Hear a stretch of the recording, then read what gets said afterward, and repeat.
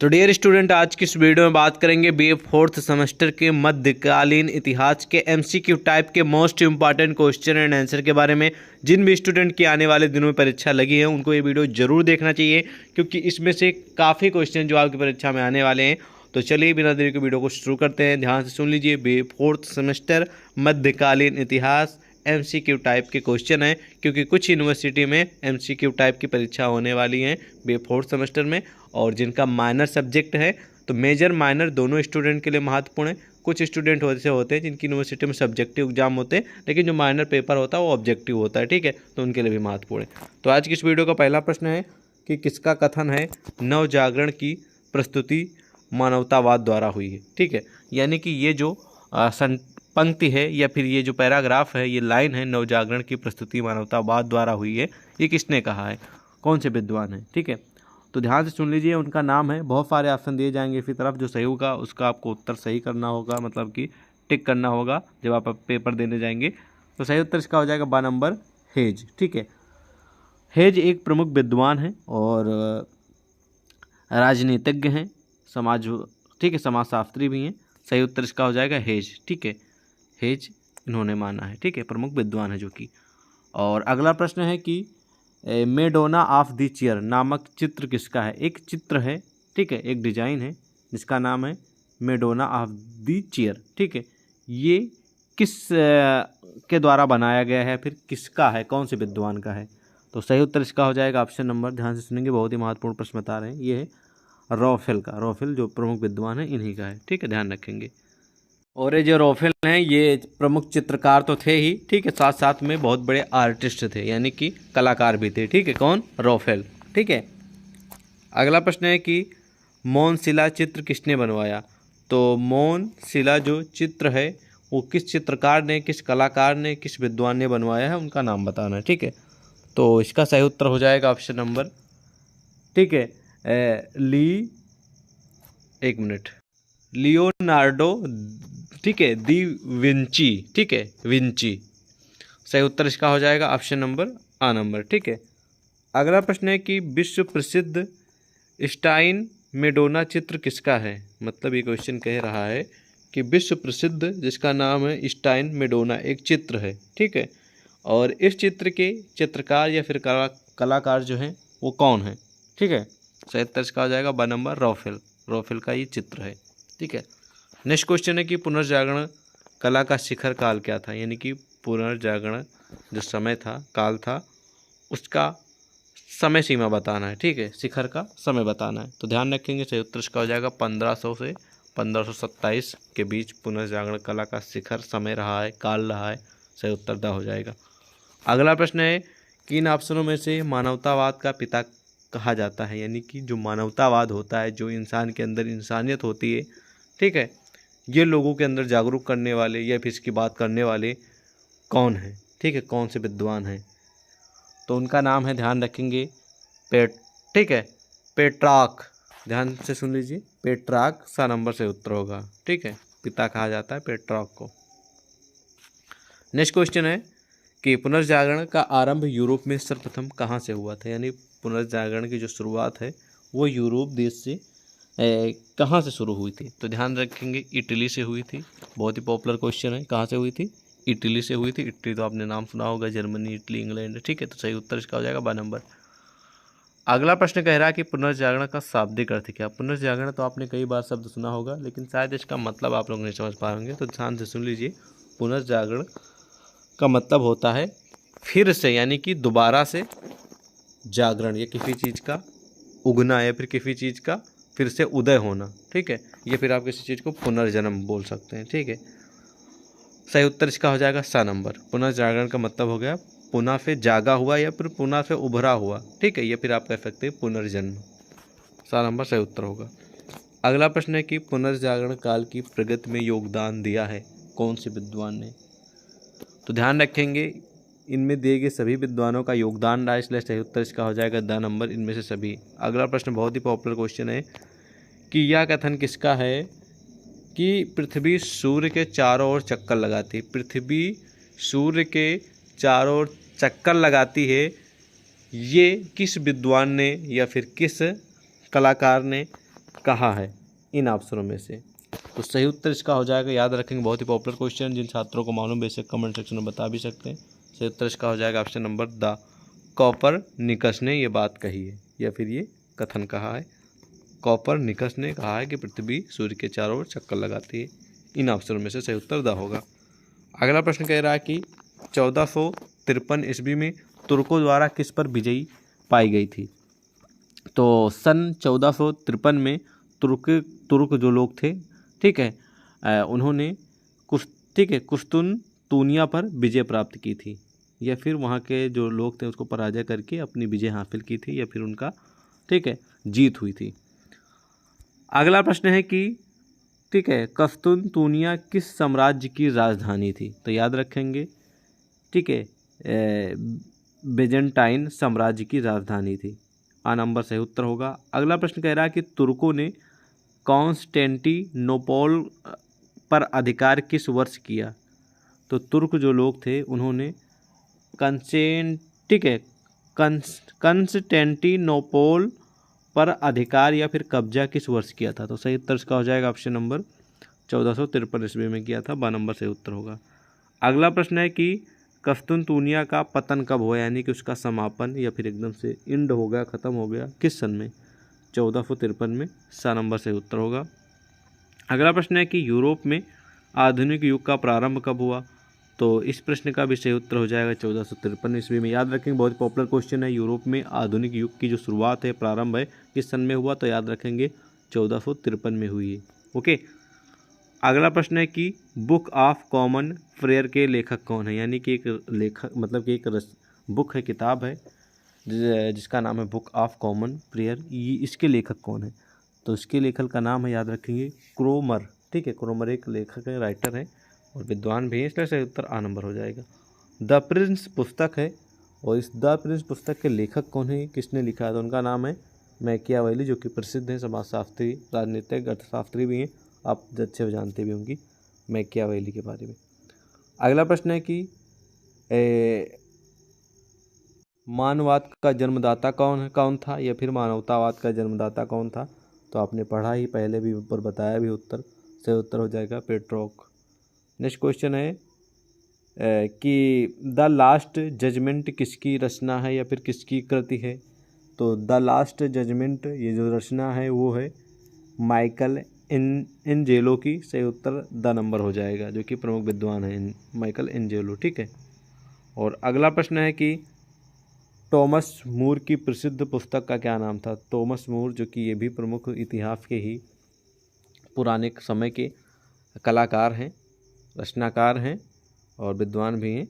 तो इनकी प्रसिद्ध पुस्तक का नाम था, याद रखेंगे, बहुत ही महत्वपूर्ण प्रश्न है। आप सभी को अगर मालूम तो कमेंट सेक्शन में ज़रूर बताएं अपनी राय। ठीक है, यूरोपिया। ठीक है, यूरोपिया नाम था। अगला प्रश्न है कि डिवाइन कॉमेडी का लेखक था, यानी कि डिवाइन कॉमेडी एक रचना है, ठीक है, एक पुस्तक है, और एक मान के चलिए कि आप लोग कुछ भी बोल सकते हैं, पुस्तक बोल सकते हैं, रचना बोल सकते हैं, कृति बोल सकते हैं। ठीक है, तो ये जो लिखी गई है वो किसके द्वारा लिखी गई है, उनका नाम बताना है। तो याद रखेंगे दांते। ठीक है, दांते एक प्रमुख विद्वान और समाजशास्त्री भी हैं। अगला प्रश्न है कि पैराडाइज लॉस्ट के रचनाकार थे। पैराडाइज लॉस्ट के रचनाकार कौन थे? तो सही उत्तर इसका हो जाएगा, याद रखेंगे, मिल्टन भी एक प्रमुख कलाकार और रचनाकार हैं।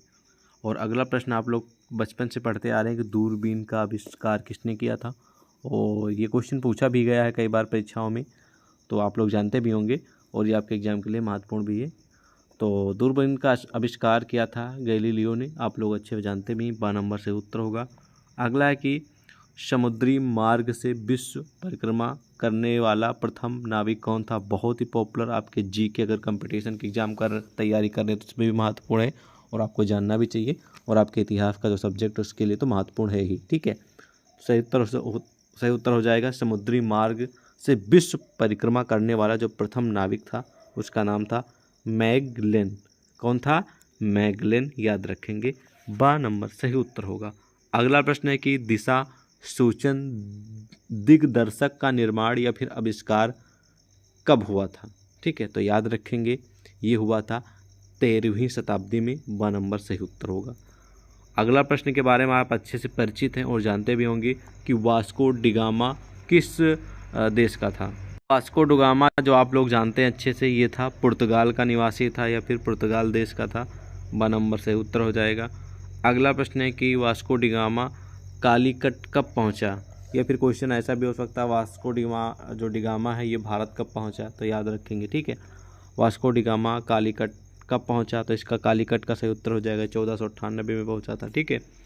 अगला प्रश्न है कि कोलंबस द्वारा अमेरिका की खोज की गई थी, मतलब कोलंबस ने ही अमेरिका की खोज की थी, और ये की थी कब की थी, किस सन में की थी। तो बहुत ही पॉपुलर क्वेश्चन है, आपको जानना भी चाहिए और कॉमन क्वेश्चन है, हमेशा याद रखना आपको, ठीक है। सही उत्तर इसका हो जाएगा ऑप्शन नंबर, कोलंबस द्वारा अमेरिका की खोज जो है वो 1492 ईस्वी में की गई थी। नंबर सही उत्तर होगा। अगला प्रश्न है कि छापे खाने का आविष्कार कब हुआ था, तो छापे खाने का जो आविष्कार हुआ था वो 1460 ईस्वी में हुआ था। नंबर सही उत्तर हो जाएगा, मोस्ट इम्पॉर्टेंट क्वेश्चन है। अगला प्रश्न है कि दांते, ठीक है, ठीक है, ध्यान से सुनेंगे, दांते कहाँ का निवासी था। दांते निवासी था, याद रखेंगे, प्रमुख विद्वान हैं, कलाकार हैं, लेखक हैं, ठीक है, और राइटर भी हैं। तो दांते जो था वो इटली का निवासी था। 2 नंबर सही उत्तर हो जाएगा। ओके, अगला प्रश्न है कि अमेरिका का वास्तविक पता किया, मतलब कि अमेरिका का वास्तविक पता किया, कह रहा कि अमेरिका का वास्तविक पता किसने किया था, या फिर पता किसने किया था, ठीक है। तो इसका जो सबसे पहले अमेरिका का वास्तविक यानी कि मेन जो इसका पता लगाया गया था वो लगाया था, ठीक है, याद रखेंगे, अमेरिगो, ठीक है, वेस्पुच्ची, ठीक है, किसके द्वारा, अमेरिगो, ठीक है, वेस्पुच्ची के द्वारा पता लगाया गया था, ठीक है।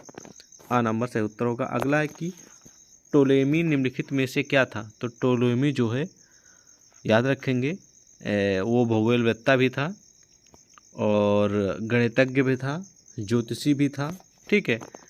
तो इसलिए सही उत्तर इसका हो जाएगा इनमें से सभी। जो टोलेमी, ठीक है, टोलेमी एक व्यक्ति था जो कि मतलब कि गणित में भी स्पेशलिस्ट था, जियोग्राफी में यानी कि भूगोलवेत्ता भी था, और ज्योतिषी भी था यानी कि ज्योतिष का भी ज्ञाता था। इसलिए सही उत्तर इसका हो जाएगा इनमें से, क्योंकि ये सभी वो था।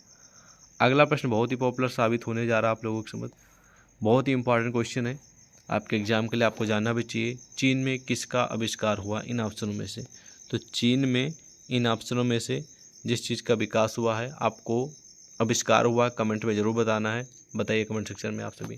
तो चीन में कागज का आविष्कार हुआ था, याद रखेंगे, नंबर सही उत्तर होगा। अगला प्रश्न है कि यूरोपीय राजतंत्रों पर किसका गहरा प्रभाव पड़ा, यूरोपीय राजतंत्रों पर किसका गहरा प्रभाव पड़ा, बताइए कमेंट सेक्शन में जिसको सही उत्तर मालूम है, ठीक है। तो इसका सही उत्तर हो जाएगा, बहुत ही महत्वपूर्ण प्रश्न है,